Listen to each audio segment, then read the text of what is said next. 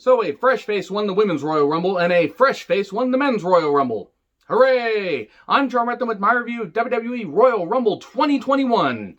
The rest of the card was mixed bag, so let's jump right on into it because I got a lot of notes and a lot of things to say about this. So during the pre-show, Sonya seemed to indicate that she might want to go after the SmackDown Women's Championship, which I'm all for. Use her power to worm her way back into the championship picture and possibly win the championship.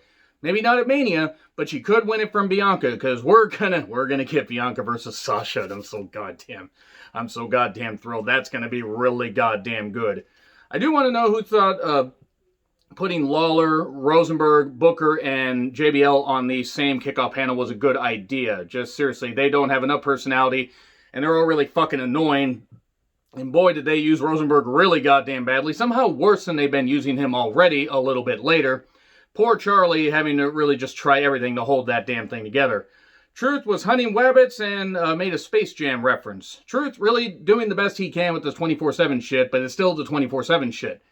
However, Truth should be in the Hall of Fame. He really should be, because he has done a lot with some of the worst goddamn material over the last number of years. And has really spun as much, straw into gold as he possibly can, turning chicken shit into chicken salad, if you will. Charlotte and Asuka versus Nia and Shayna.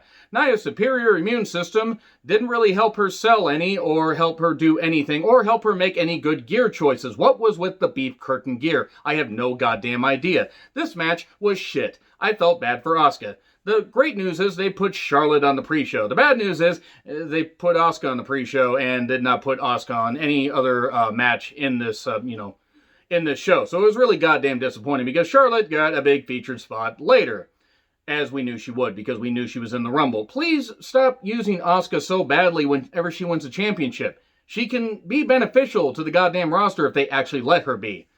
So, yeah, Charlotte wasn't selling for shit. It was really fucking annoying. Shayna deserves better. Double natural selection, that was one nice move. And then she took about 4 years to hit that moonsault.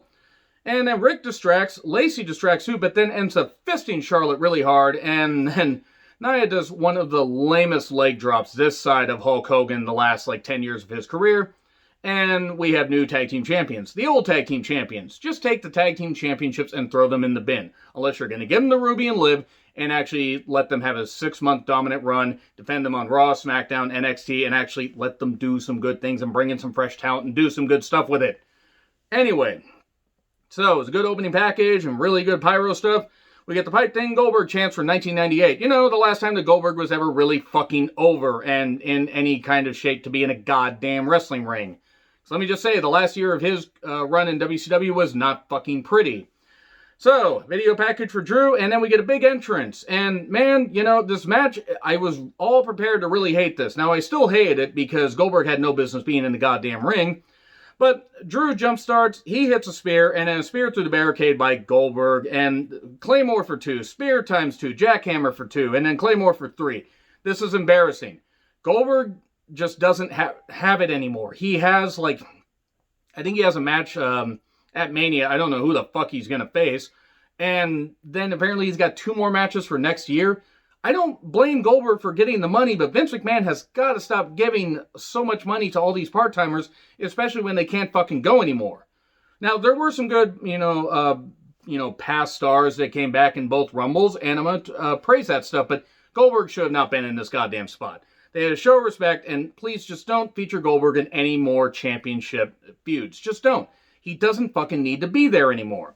And then we get Carmella versus Sasha. Carmella's hired help. Reginald, Reggie, whatever the fuck you want to call him. Her Somalian is what I actually keep hearing. SmackDown Women's Championship match. Corey wants us to believe that Carmella is capable of developing a smart strategy. That is adorable. And Reginald got involved, and then he got sent back a little bit later. Carmella was trash-talking and did say one correct thing. I'm Carmella. Yes, you technically are. Congratulations on remembering your name, you overtanned dumb bitch. And Reginald, after getting kicked out, Mella dives, almost, hurting herself. Thank God she's okay, because that was really bad. Bank statement for the win. Thank God Sasha retained. And then we get the New Day talking about wrestling gods. Thank God JBL did not show up. Zayn interrupts. And then Kofi scares him. It's a New Day reunion. Kofi is not medically cleared, but he wanted to celebrate with his guys. And you know what? That was good. It was nice to see that they were really enjoying this. And then we get a Bad Bunny performance while Booker impersonates his G.I. Bro character. I'm going to say right now that outside of Kid Rock's Mania 25 performance, which was really fucking bad, spectacularly bad, this set music back 40 fucking years. I don't know who Bad Bunny is. If you like Bad Bunny, that's fucking great. This was fucking embarrassing. Why did you have this? Yes, it was quick. But unfortunately, it wasn't the only time that this guy, whoever the fuck he is, would get involved. If it's not going to be Night Lepus with a bunch of, freaking superimposed bunnies running down a goddamn field, knocking over miniature sets, then what the fuck is a Bad Bunny supposed to be in wrestling? This was not fucking good at all. But if you guys like the music, fine. I just didn't understand what the fuck he said. I didn't care what the fuck he said.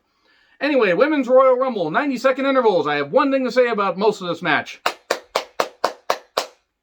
Bravo fucking Bo. Great shit. Great shit. One of the best Rumbles I've seen in a while, outside of a few things that I will criticize here in a bit. So, Bayley at number 1, Naomi at number 2. Naomi did really fucking well here. Bayley did really fucking well. They missed her elimination, but you know what? That's Kevin Dunn being really bad at, doing the camera cuts and stuff like that. Or whoever the fuck is in charge. I'm just going to blame Kevin Dunn because nobody should be employing that stupid Bucky Beaver Tooth motherfucker anymore. So, it was good to see Naomi back. Really, it's good. She seems to be all right. I think she had an injury or she had some personal issues. I don't remember all of it. I'm not going to try to misquote here, but I'm glad that she's back. She looked motivated. She looked refreshed. Bianca came in at number 3. And we got the tumble dryer move. They just kept tumbling and tumbling. Whee! They did some good stuff, though. Billy at number 4. Billy stole the show here for a bit because she had all her pictures, like, resume, that kind of stuff. But she kept jumping off a commentary to talk to a few people before getting in the ring. And this was good stuff. I like Billy Kay. I really like Billy Kay. And I hope that they actually use her properly. She's not going to be feuding for the SmackDown Women's Championship, at least until sometime maybe around SummerSlam. But I think that Billy could actually be a very good single star. I've been high on Billy Kay for a while, and I just want them to use her properly. Shotzi comes in at number 5. She fires at Billy, and then she goes back to the announcer's table.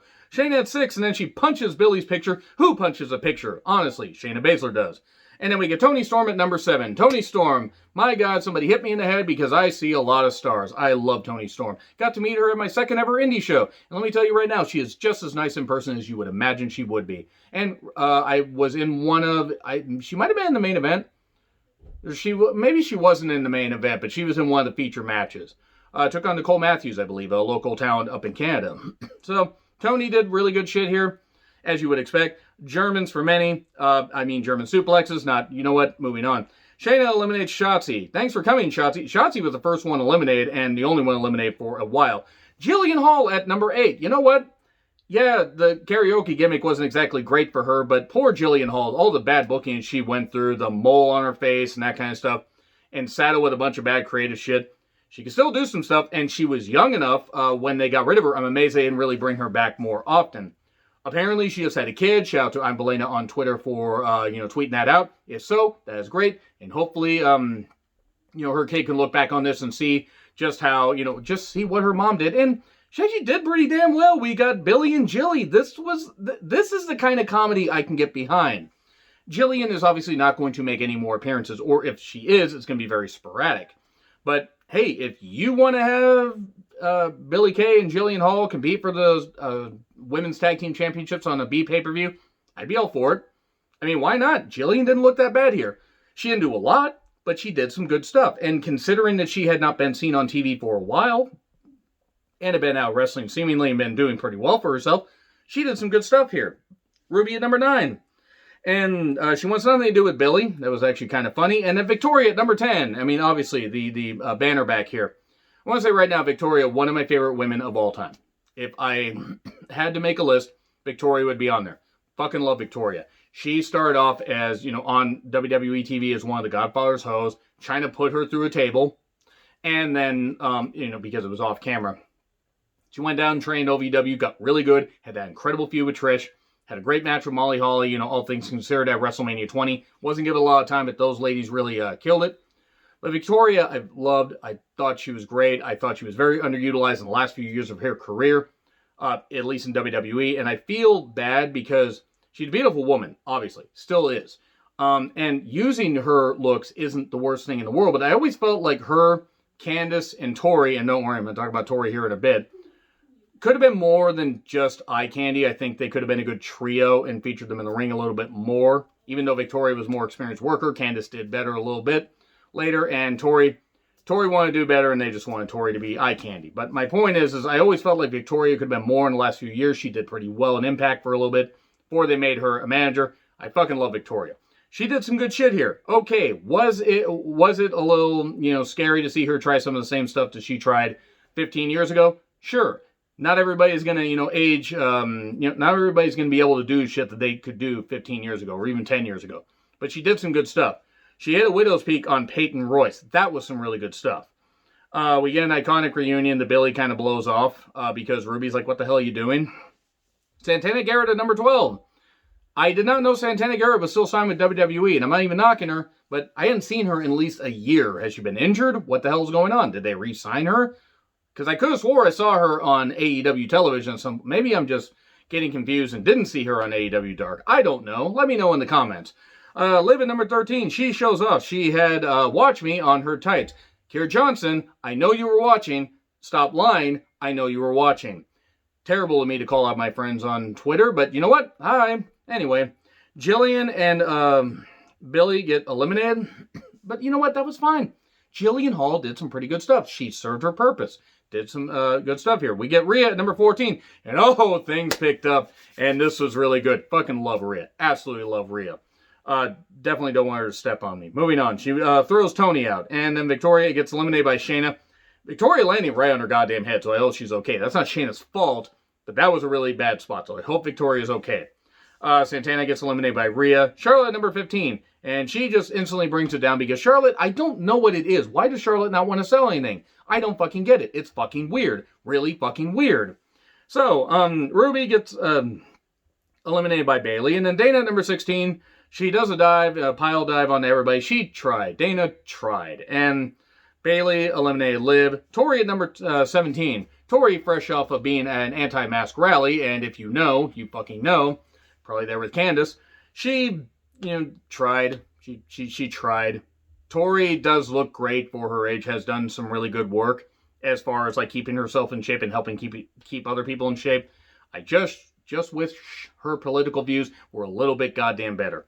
Anyway, so Dana dropped on the apron by Rhea. That was painful. A lot of apron bumps here. I don't understand it. Lacey number 18 in Rick's robe.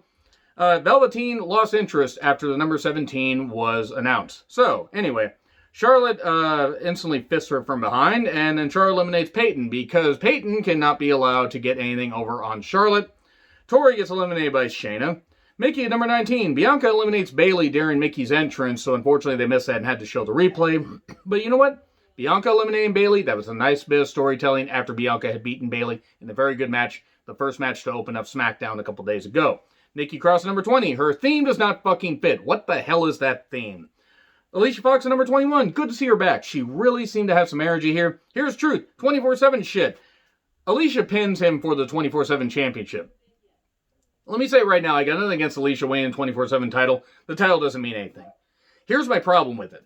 You didn't need to involve the men here. It's like when they involved Santino to a lesser extent. I mean, this didn't offend me as much. Remember when they involved Santino last year and it was really fucking stupid? You didn't need to involve the men here. You really didn't. You could have had Alicia eliminated after a few minutes. And then, truth comes out. What the hell's going on? And, we get Alicia winning. And then Alicia loses the championship sometime later. I don't know. This didn't appeal to me. I didn't like this type of humor, this type of comedy. Didn't fucking work. And then we get Mandy here at number 22. Alicia gets gone. Yeah, and then Truth pins her for the championship. Let's move on from that. A lot of notes here for this thing. Dakota, number 23. And Lacey fists Mickey to eliminate her. And let me tell you right now, a good, clean, satisfying fisting will keep anybody down. Do not ask me how I know that. Shut up. Carmella at number 24. Great, because, seeing Carmella in one match wasn't bad enough. Let's see her in another match where she looks even more lost. And, yeah, this was kind of bad. This was really, really bad. There was Rhea just dropping everybody. Rhea kind of was dropping some people, and it looked, Dakota in particular took a really bad bump. And I'm not even blaming Rhea here, but there were some ill-advised bumps being taken. Reggie keeps saving Carmella, but then Tamina comes in at number 25 and super kicks him, and Carmella gets dropped, so she's eliminated. And then Naomi gets tossed out, but her feet don't hit the floor. So she's sitting down, hands up, and, feet up.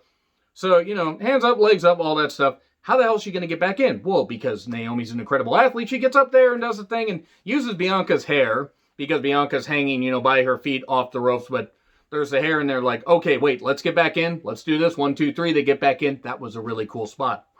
And then we get Lana at number 26. And she gets blasted by Tamina instantly. They really don't care about using... I'm not the biggest fan of Lana, but at this point, don't feature her in a goddamn ring. It's really weird. Such a random return, because she hadn't been seen for a couple months. Alexa at number 27. Despite how she's dressed, she's too old for Jerry Lawler. Jerry Lawler, by the way, was terrible on commentary here. And then, oh no, lights start to go out because Alexa's going to transform. And Rhea Ripley's like, nope, we're not having this bullshit. Tosses Alexa out. So yeah, that was some good shit. Ember Moon, number 28. Ember just friggin' hard-weighed Naomi with a goddamn kick, just kicking her full force in the face. Not even, intentionally, it was just bad. And then Nia at number 29. Her and Shayna clean house. Lacey and Ember get eliminated. Naomi's gone. 48 minutes for Naomi. Very good stuff. Feature, if you're gonna put Naomi... Is Naomi on Raw? I don't know what brand she's on. Whatever brand she's on, put her in the title picture, put her with a tag team partner, and have her go after the championships. Just do something with her. You can utilize Naomi here pretty well. And then Tamina gets eliminated. Nia eliminates Shayna. And then Lana eliminates Nia because Nia just stupidly throws herself over the ropes. Natty at number 30. She gets knocked down, and then Shayna and Nia lay out more. Bianca eliminates Natty. After Natty had eliminated Lana, it's down to 3. Charlotte, Rhea, and Bianca. Charlotte no-sells everything, but gets eliminated by both Rhea and Bianca. They get back in the ring like, okay, wait, let's sell this like people. Let's get back off the apron, into the ring. And Bianca eliminates Rhea to win the Women's Royal Rumble. Fucking terrific. Really good shit. I really fucking enjoyed this. This was goddamn great. Bianca was emotional. This meant a lot to her. This is how you make a goddamn star. Now, the one thing I want to say is, would I have wanted Rhea to win? Sure. Okay, I would have wanted Rhea to win. The only way that this doesn't benefit Rhea, and just because Bianca and Sasha is going to be incredible. I think they give them 15 minutes. Even with a reduced crowd, socially distanced and all that, they're going to make noise. Bianca's going to be made into a star when Sasha loses the championship to her. It's going to be great shit. Sasha's going to be all about doing that. The only way this doesn't benefit Rhea in the long run. Say Charlotte wins the Raw Women's Championship from Asuka. Okay, when she wins the Raw Women's Championship from Asuka, because she's going to. And then she faces off against Rhea. If Rhea loses to Charlotte at Mania, like she shouldn't have lost last year, then yes, that's going to pretty much fucking wreck Rhea as far as, any booking until the next Royal Rumble. Rhea has taken too many losses, and I'm not even talking about this one. Singles losses. Push Rhea and have her beat Charlotte like she should have last year, and that'll be fine. As for Bianca, tremendous. Great stuff. 56-something minutes. This was good shit. Really good shit. And then we have a Snickers plug. And Hogan heard something different. Moving on. Miz and Morrison and Bad Bunny and G.I. Bro. Yeah. This isn't the last time this shit happened. They're going to have this match at Mania 37, aren't they? And I'm going to hate it, and it's going to be the worst match of the year, because anytime celebrities are involved, it's fucking shit. Unless it's Maria Menounos. She's been pretty good in the ring. So, Sonya was eyeballing Charlie during the kickoff panel. I don't blame her. Who wouldn't? So, we have Rosenberg pinning Truth for the 24/7 championship. Is at this point that I realized that this was the pound of flesh Vince was going to take from us for not having Charlotte win the Rumble. Oh, you don't want Charlotte to win the Rumble? Fine, I'll put more 24/7 shit here. He would have thought that, or Bruce Pritchard. I'm going to blame Bruce Pritchard, actually. But anyway, let's pick up some time. Roman versus Owens. Last man standing Universal Championship match. Hooray, these two keep fighting. Look, the match there was some good stuff. I didn't care. I'm sorry, I didn't. It just went on like this. They treated well. They took it personally, or they made it feel personal. They took it seriously. Just stumbling over this stuff here because it wasn't very good. They go higher and higher, and man, people are going to be tuning out after that. And they go into the screens. We get chairs, a chair to the knees, where Owens is just like trying to take out Roman at the knees so he can't get head at the table. I think that's how that saying goes. And Owens gets thrown through the table. And then we go to the rest of the stadium. where AEW, they do a golf cart spot where actually Owens goes through the plexiglass. Sammy did the better bump, and I'm not even knocking Owens, but that golf cart bump was stupid. All of them were stupid, and WWE doing it is just fucking stupid also. I don't think this feud needed it because I really didn't care about this feud going into it because I knew that Reigns was going to retain. We get tables, ladders, and garbage wrestling, a forklift swanton. That did look painful. That really did. So later, a spear through the stage. Man, we get Owens rolling off. And then, he handcuffs Roman to the lights. And then Roman just pulls the referee because the referee just is conveniently standing that close to him and is like, no, you go this way. And the ref does this. And then Heyman uncuffs Roman. And he gets a choke on. And Reigns retains. All right, cool. Whatever. Let's move on. Roman Reigns. Nothing against him being Universal Champion, but what are you going to do? Do Owens versus Reigns 4? Everybody get on the floor and do the dinosaur? What are you going to do? Seriously, what are you going to do? You going to have Bryan in there? You going to have it be a 3-way? Oh my. The Vegan Canadian Tribal Chief 3-way.